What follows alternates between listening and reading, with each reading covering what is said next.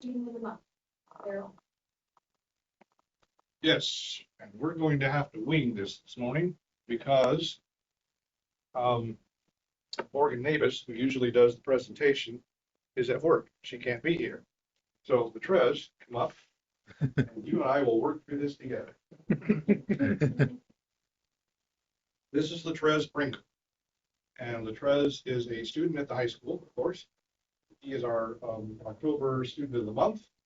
You know, the process is that teachers give names to our Junior Optimist Club, and then they make a selection, pass it through the principal's offices, and then that person is selected and notified. So, Latrez, what year in school are you? I'm a senior. And what academy? I'm fine arts. Fine arts. What is your goal? What do you expect to do after graduation? I want to be my film director. Really? Where? I'm thinking doing the film program in KU or going all down. Rock shop. We have a couple of jayhawkers in here. We don't usually let. Yep. Sometimes they just blurt out. Yeah, we do. That's all right. Do you know that Kevin Wilmot, I think still has the instructor Yeah. there. Mhm. Yeah. Kevin is from here. He's a professor in that whole area you're interested in. And graduated from St. Xavier's. There's a full story. He started at Junction City High School and then got into a little bit of trouble and transferred over to St. Xavier's. He graduated. And several years ago, our high school gave him an honorary diploma. That he would have graduated. Are you military related? Did you grow up here? Okay. Great. Anything else that you want to share? What kind of activities you're involved in at school? I run track. I used to be wrestling. Anything in the school that prepares you for moving into the direction? I'm able to. We do the JCHS and I help train the So maybe two is audiovisual. So you took it as a junior and then also as a senior. Okay. Very good. Anything else that you want to share with the group? Okay. All righty. Well, we have some presentations to give you, and I'll let the president do this. So let's go over here. We have a certificate for being student of the month for October. And we have a $25 gift certificate to JC's Barbecue and Grill. So,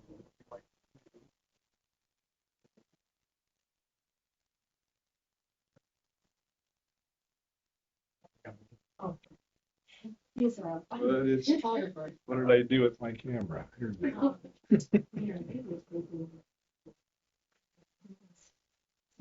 Any members want to ask Latrez a question before we take the picture?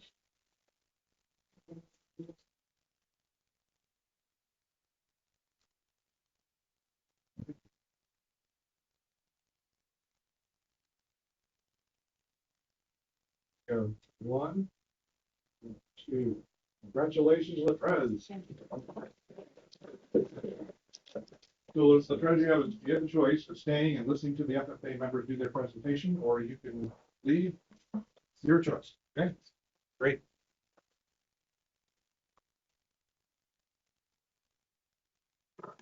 Okay. Well, so the story here this morning, which is the breaking news, is their sponsor, Mrs. Miller, Laura Miller, high school, had an accident on the way here, apparently. We don't know any other details than that. She just sent them a quick message. I will not be there, had an accident. So they're going to do this on their own. I'm sure they are well prepared. Let's ask each of you, starting this direction, going that way, to introduce yourself, what you're in school you're in, the academy that you're in, and then if you want to tell your role in this presentation, that's fine. If not, it's part of your script. Just leave that out. Okay. All righty. I'm Brittany Dibben. I'm in the Science, Engineering, and Health Academy at my school, and I'm a junior. And then we'll introduce like our roles while we do our scripts. I'm Michaela Smith. I'm a freshman in college at Cloud County, the Concordia campus. I'm planning on going into ag communications and going to K-State after. Tell them why you get to be here because you're in college. I qualified as a senior in May while we were in state convention. And then nationals isn't till this October, so that's why I get to do this as a freshman in college. I'm Jacob Rozier. I'm also a junior, and I'm in the Business, Public Service, and Hospitality Academy. My name is Chevy Olson. I'm also a freshman in college at K-State. And as Michaela said, qualified as seniors, so we get to come back and still compete at our high school for our high school. My name's Kennedy Moreland, and I'm in the Science, Engineering, and Health Academy, and I'm a junior. My name's Hannah Huddleston, and I'm a junior, and I'm also at the Science, Engineering, and Health Academy. My name is Kaylee Goggins. I'm a sophomore, and I'm also in the Science, Engineering.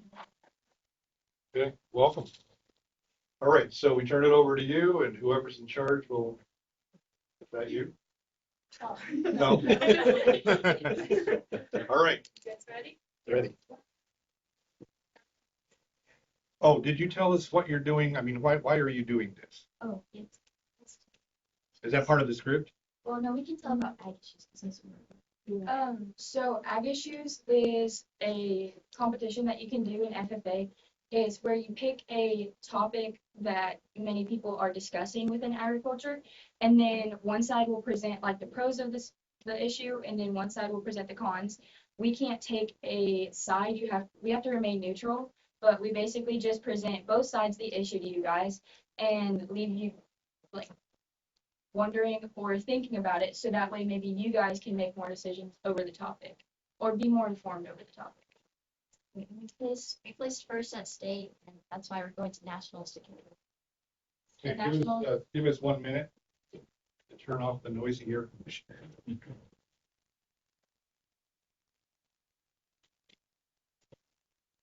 Okay, you qualified for state because, Yeah, we got first at state, oh, so now we'll be able to go to nationals and where is it? in Indianapolis, Indiana. Yeah. Good. All right, it's gonna work its way off. A little slow, hopefully. All right, so when do you go to Indiana? 28. October 20th. October 28th, so close. So this would be a good practice for you. All right, there we go. Thank you. You guys ready? Hello, everyone, and welcome back to another episode of Down on the Farm, your podcast show dedicated to keeping the farmers, ranchers, and agriculture enthusiasts of the United States up to date on all things agriculture. I'm your host, Chevy Olson. For those of you who are new to the show, each week I gather a panel of experts to discuss the latest issues affecting American agriculture. Then, through a series of discussions and questions, they share their knowledge so that you, the listeners, are able to form your own opinions on the issue. This week's issue, we are diving into the great seed oil debate and answering the question, will banning seed oils help or hurt America? Thank you for joining us today. We will now let the panelists introduce themselves. Hi, I'm Kaylee Goggins, a representative of the National Cattlemen's Beef Association.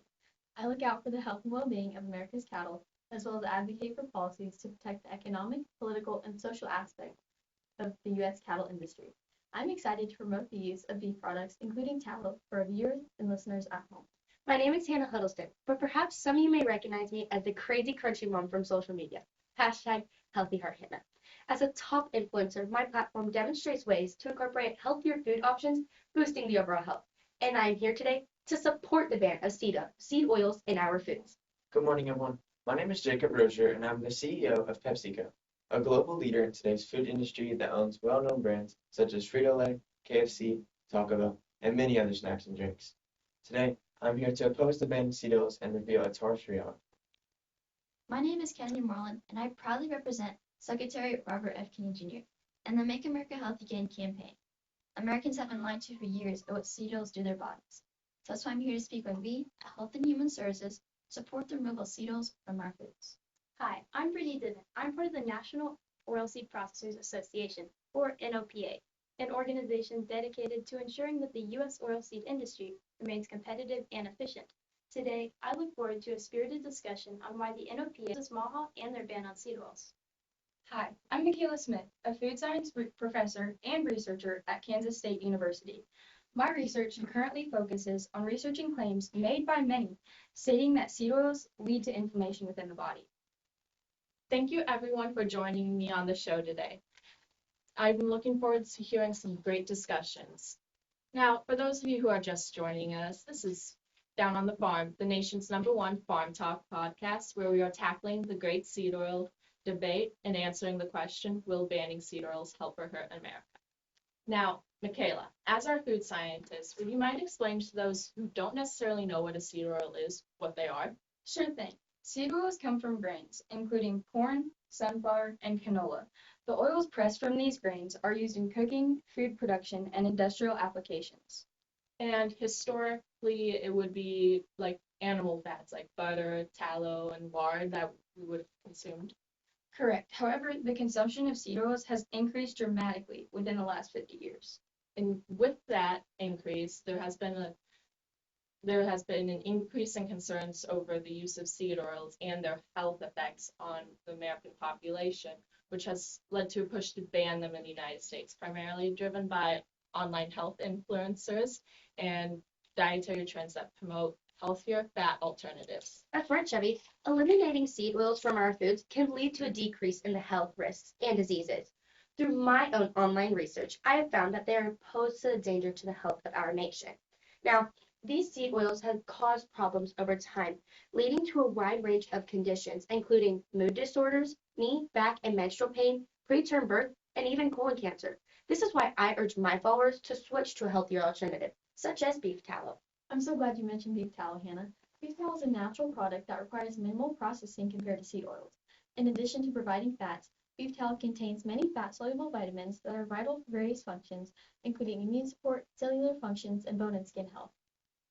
Thanks for that, Kaylee. So, in response to Hannah's concern about omega-6 fatty acids, my research has shown that the genuine concern is not seed oils, but rather the imbalance of omega-6 and omega-3 fatty acid ratios, which has increased dramatically in the past century due to the overeating of ultra-processed foods. Well, Michaela, that certainly sounds like an indication that seed oils do not belong in our diets. This is why the Hateful Eight was coined by Dr. Catherine Shanahan in the book Dark Calories. Now, you might be wondering what the Hateful Eight are. The Hateful Eight consists of canola, corn, soybean, cottonseed, grapeseed, sunflower, safflower, and rice bran oil. Well, thank you for explaining the health effects of seed oils. Now, another big contributor to this issue is the Make America Healthy Again, or MAHA campaign, which has led a lot of this controversy over the use of seed oils. And I'm sure you guys are all wondering what our panelists will say about MAHA and their role in this issue. This past May, MAHA, under Health and Human Services, Secretary Robert Kennedy Jr. released its annual report, which outlined their key health opinions and goals for the upcoming year. Within the report, removing artificial food dyes and ultra-processed foods from food production is a top priority. And as we all know, these foods are high in calories and contain seed oils. The NOPA appreciates the report's broad approach to health and wellness. However, we are concerned that key sections of the report overlook the totality of nutrition-based science. Instead, we encourage the greater inclusion of agricultural stakeholders in the MAHA process to ensure that rural America's contributions to the health and economic prosperity of our nation are being reflected in the Commission's work. I understand your concern. However, remember in the MAHA report, RFK Jr. states that farmers are the backbone of America, the most innovative and productive in the world. We love our farmers, and the MAHA's Commission collaborates with agencies to support farmers, ensuring not just the survival, but the prosperity of American farms. With the ramp-up of the MAHA agenda, many producers are worried about the lasting effects of its proposed changes. A wide-sweeping policy could lead to detrimental results for farmers, ranchers, and others involved in the agricultural industry. Seed oils have been a part of the global food supply for more than a century. These oils are not only essential sources of healthy fats, but also represent the success of American farmers, processors, and exporters in feeding both our nation and the world. We do agree with you. American farmers are a critical success and the key success in the Make America Healthy Again agenda. That's why we look at the prosperity of American farmers. Now, in the Maha report, we do address farmers, but we also look at it helping large food companies, ensuring that they do not have a concern about seed oil ban. I'm glad you brought that up, Kennedy. The Mahal report also discusses the economic factors removing seed oils from food. It highlights the concerns about potential economic fallouts for producers, if including increased costs for edible oils and fats if seed oils are banned. Additionally, the report also emphasizes the need for more research and policy changes. It specifically mentions that for nutritional trials, there is a need for governmental funded, long-term studies on ultra-processed foods for children to determine obesity rates and other health risks. In relation to health risks, the report highlights the benefits of traditional dietary fats such as butter and lard, which are high in vitamins A and E. The report states these as healthier alternatives to seed oils like beef tallow. Now, Jacob, you did mention that economics plays a role in this issue, and I know many people within agriculture, especially those listening to my show today, are wondering how a ban on seed oils would affect America economically. The U.S. is a major producer and exporter of seed oils, such as soybean oil, and a ban could disrupt global supply chains, leading to shortages and price hikes in other countries. Seed oils currently make up a $270 billion industry that many rely on. Approximately 90% of all seed oils are used in food production. They serve as an inexpensive frying medium and an essential ingredient. The oilseed sector supports millions of jobs, sustains rural communities, and contributes to the nation's food security by providing high quality and affordable ingredients. Jacob, I understand where you're coming from. However, with the beef tallow industry growing at a constant annual growth rate of about 4.72%, we can expect it to provide even more jobs for Americans in the coming years. The industry is expected to grow from a $3.8 billion industry to $4.8 billion by 2030. For tallow producers, this would mean higher revenues and better profit margins. Even though the beef industry would benefit greatly from a ban, the food processing industry is just too dependent on that moment to make that big of a switch.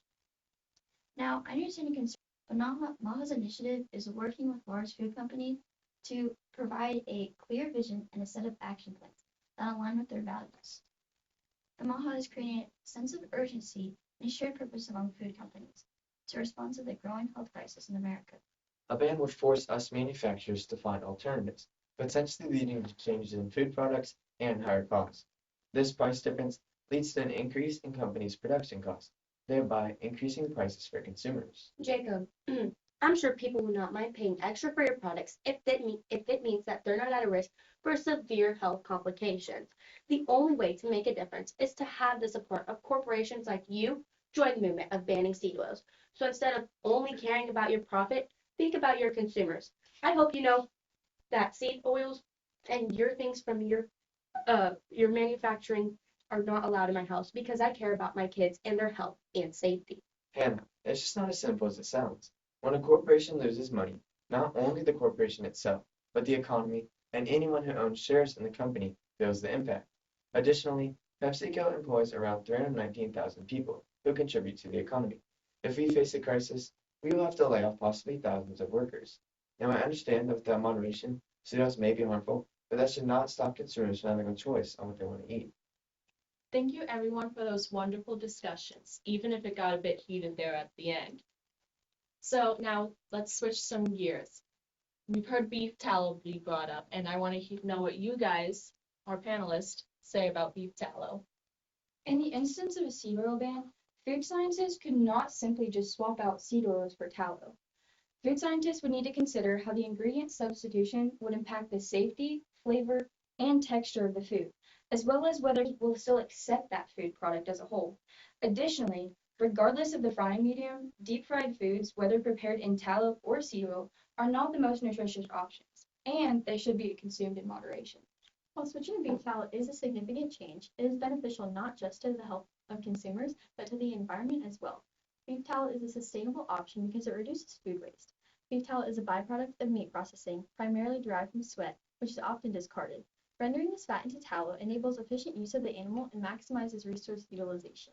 Okay, let's just say, in theory, implementing healthy alternatives like beef tallow seems like an easy answer. If PepsiCo were to do so, the cost of production would skyrocket.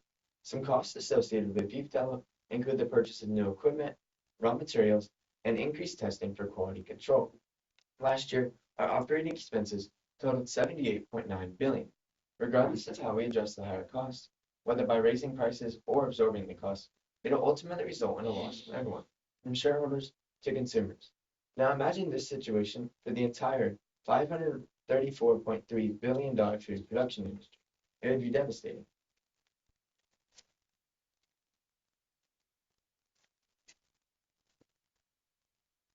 Well, Jacob, it is a risk, but as you've seen with fast food chains like Steak and Shake, Popeyes, Buffalo Wild Wings, and Outback Steakhouse, switching to beef tallow has not been a difficult transition. It will help reestablish a market for a material that was previously considered a waste product for many operations. Another thing we must consider is that beef tallow is typically more expensive to purchase than seed oils. The price for beef tallow can range from $5 to $15 per pound, compared to seed oils, which can be between $1.77 to $4.43 per pound. Based on this, it's pretty apparent that increased costs would be inevitable. Well, time is just about up on our show today. So would each of you guys mind giving your final take on the great seed oil debate and the question, will banning seed oils help or hurt America? Sure thing. As a MAHA representative, I'm glad to be able to share MAHA's vision for creating a healthier and more sustainable America by removing seed oils from our foods. As an NOPA representative, I was able to provide insight into how vital seed oil crop production is to the agricultural industry, and why banning seed oils would devastate the markets for oil crops, negatively impacting the crop production economy on a large scale. Therefore, banning seed oils will hurt America. I'm so glad I was able to share my information about the dangers of seed oils on the show today, and how eliminating them can reduce health risks and diseases. If you'd like to learn more about what my take is on seed oils, check out Healthy Heart Hannah on all social media platforms. As a CEO, I was pleased to share information on how the seed oil ban is not as straightforward as it sounds, and can lead to economic instability, food security concerns, supply chain disruptions, and the negative impact on the food production industry. Banning seed oils would surely hurt America. Today, I heard many new perspectives regarding seed oils. As a beef representative, I was able to provide valuable information about the health benefits of beef tallow and how it can be a valuable seed oil alternative. I believe banning seed oils will help America. As a food scientist, I was able to discuss some of the research associated with seed oil ban and clarification on why seed oils are essential ingredients for maintaining human health. That's why I believe that the seed oil ban will hurt America. Thank you everyone for joining me on the show today.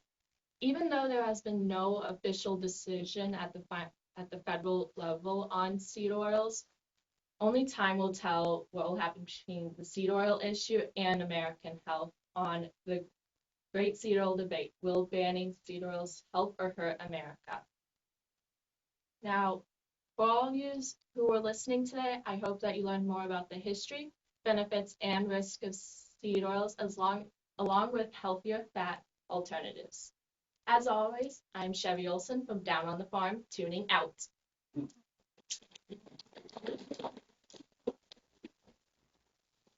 Did you each get to pick your roles, or were they assigned to you? We kind of went based off like personality and also what really suited our character. Mrs. Miller knew who the aggressive person would be, so she. Good choice. Questions from the group? Where do you guys get your information? Say like a wide variety of sources depending on like whose character it was. For mine, I looked at a lot of facts from like the Department of Agriculture, like the USDA, as well as on like the National Oilseed Processors website for a lot of my information. I know we looked at some different like trials that a lot of universities were doing with seed oils, and one of them was a Michigan State University. I remember that research article. Otherwise, some of like the omega-6 and omega-3 fatty acids and like unsaturated fats versus saturated fats, that was also kind of in a biology class. Most of my like stats came from PepsiCo's like financial reports and like, yeah. Yeah, so I looked at a lot of like NIH like research like papers and stuff, and also some of like the food science knowledge for Michaela that came from my food science class in college. I get a lot of, well, like the MAHA report, I had to do a lot of reading in that and see what RK Jr. said about seed oils, and then mostly the MAHA report. For my role, basically, I basically just listened to a lot of audiobooks, and then Chevy also recommended one to listen to, which is The Dark Calories, which I stated. And then the other thing I did was kind of research what crunchy moms and everything on social media where they get their information. And it's honestly just Google and Wikipedia because their information is not supposed to be reliable besides the one Dark Calorie book that I read. I got most of my information from the National Cattle and Beef Association in Kansas.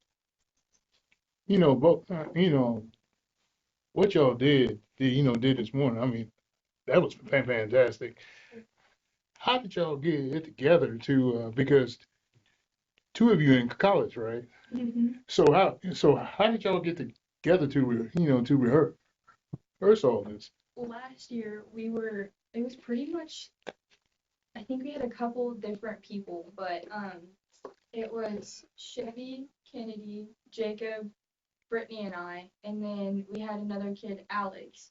But Alex didn't want to do it this year, but we had a different topic, and that one was over industrial hemp and how it could help Kansas agriculture, how it could help workers back. And so we just kind of, Kaylee and Hannah said, oh, can we do this? So we just kind of got together. We picked a topic that was kind of relevant at the time and started researching. Yeah, and then now for like meeting up and stuff, since Michaela and I are in college and stuff, we do a lot of like Zoom calls and stuff. To like talk with each other, is like trying to find like times and stuff because like you guys are in sports and stuff too and everything. So how passionate are you about what you're talking about? On a scale of 1 to 10. I don't know. I'd say that I'm like semi-crunchy-ish too. But I'm also like kind of torn on this issue because it's like I care about like the health of America and stuff and wanting people to be healthier, but it's also like the agriculture side of it on how it could affect them and stuff. So I'm definitely like torn on this issue. I was the one who first like had this idea for the issue too, because I texted Michaela one It was night. at National Convention last year. Yeah, she was at National Convention. I was at home and it was like trying to fall asleep and stuff, but I was like, wait, I just have an idea. We should talk about like food and stuff for ag issues, and then it spiraled into like specifically going into seed oils and stuff. So And as we've done more research, I think we've all grown on the topic and we've all kind of made our own opinions. But of course, with this panel, we have to stay unbiased and provide the information we were researched with. So yeah, but I feel like all of us have kind of grown on the topic as we rehearse this. I could tell you guys are all real passionate about what you're talking about. Just be aware that what is it? It's estimated that 62 to 70% of the information you get off of the internet is incorrect. Did y'all on that? Did y'all get did y'all talk to farmers about this or outside? Or you did? Yeah, we did present our presentation to a lot of different groups. We presented to like Kansas Farm Bureau, Okay. National Farmers Union. So we talked to a lot of groups that were kind of relevant to our topic, and they were able to provide some feedback and also some more information for us too. Yeah, when we talked to Kansas soy and Kansas beef, theirs was two different perspectives because when we talked to Kansas beef, they were saying there definitely needs to be more research on it. And then when we were talking to Kansas soy, that's their livelihoods, and they were giving us how the ban will hurt America. So it's pretty interesting getting the different parts in agriculture, their opinions. So y'all brought up an interesting point. Probably shouldn't admit that, but I don't watch a lot of TV, but I always considered seed oil as the healthy alternative. Is always the way I've seen it. So y'all kind of opened my eyes a little bit on that. And I've seen beef talent at some of the restaurants that you're talking about, and never really knew what it was. I said, what is that? But the question I have is during in all your research, have you come across when seed oil was actually introduced in the United States? I think it's in our portfolio and stuff under like the historical like background and stuff. I don't remember the date I believe exactly. it was mostly like in the 1930s after, or like kind of during that Great Depression when all the resources weren't as available or we didn't have like enough people, or not enough people, but when we didn't have that many resources. And then I think they got like they also help to preserve the foods. So that's one thing that they also help to use that for. But it was introduced probably around 1930, like late 1930s, maybe early 1940s. And then, like we said, it grew kind of in the last 50 years of, oh, we're going to put this in all of our foods. When y'all go to nationals, do y'all just do the presentation or do y'all get questioned and We get questions. We get what. so, one question just to help prepare you. So if we ban seed oils and we went to beef talent, can America support the increase in beef consumption and beef product to sustain the need? That's something we were like talking about and researching. And I think that's a big reason why like the pro side does not want to switch to beef towels because we don't know if that would be actually sustainable and like ethical to not but like sustainable to use that for. Yeah, and along with that, our cattle would have to probably like change genetically and stuff. Like we'd have to like genetically like factor in like making our cattle have more fat on them so we can supply that and stuff, which they did that in the like 40s and 50s and stuff when it was more like beef tallow with like for frying and stuff. And those cattle like had like health problems and stuff and it led to a lot of dwarfism and everything. So Have y'all been, have y'all been out to the farms to, to see what's going on out there? A lot of our families are farmers, like they grow Okay. corn and stuff. We've been to real large scale farms. Uh-huh. I think the largest scale would probably be Vestafor up by Belleville.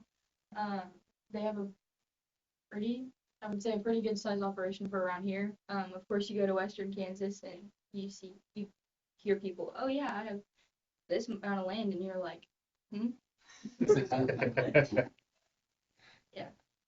How did you all each could you write your own scripts? Yeah, so each of us kind of based off of each other, and so basically we're fighting pro and con or anything like that. We kind of based it off that, and also trying to get our research across within the 15-minute time span. So we kind of had to not crunch everything down because our portfolio explains it thoroughly, but we got the chance to kind of explain what we wanted to talk about and what the most important thing was to talk about based on each of our characters. And how did you decide who would speak in terms of what part of the subject? Well, Just kind of like, I don't know, we kind of like chose parts and like I split them think up. our personalities kind of fit our parts. Yeah. Jacob's more. And I want to, yeah.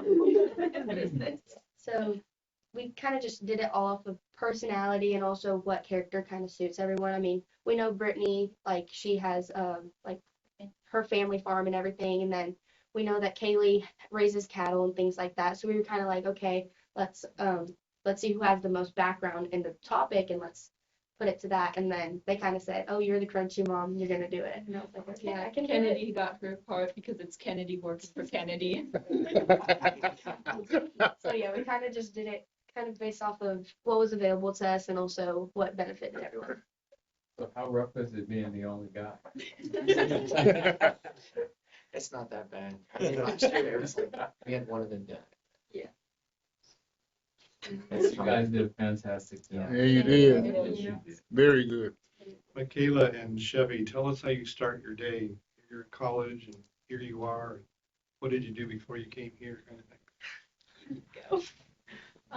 So I'm just going to K-State, so I live at home in Junction, so it's pretty easy for me just to like come into stuff like this. I don't have to wake up super early like what I normally do because I do have my classes are all later and stuff, so it's not an issue to be up early and doing like early morning things and stuff. So yeah, it's not that hard for me.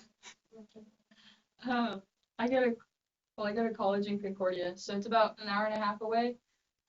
Last night I finished my shift at work at about 9:15, drove here, showered and went to bed. But so usually I'm on a Zoom call. This is probably the first time. I think this is the first time since that we've met in person since we started this. But otherwise it's mostly just waking up, and then setting my computer up on the desk and pulling it up and getting on a call with them. I think y'all doing great stuff. I think just the concept of it alone is great. It's being able to sit down and have two opposing sides, to sit down calmly and unbiased decision making, listen to the other side without fighting and arguing. And I think that's, if y'all could promote that and get that spread, I think you will change the world in your own way. Yeah, and a copy of this to our politicians. Maybe they can learn something from, you know. Thank you very much. Thank you. Before we close, I need to have Boston, who is the only young man here. We have a scholarship, 50-50 lottery, and I need for you to select one ticket. I need the last three numbers, please. You want to read it out? We just read it out, yeah.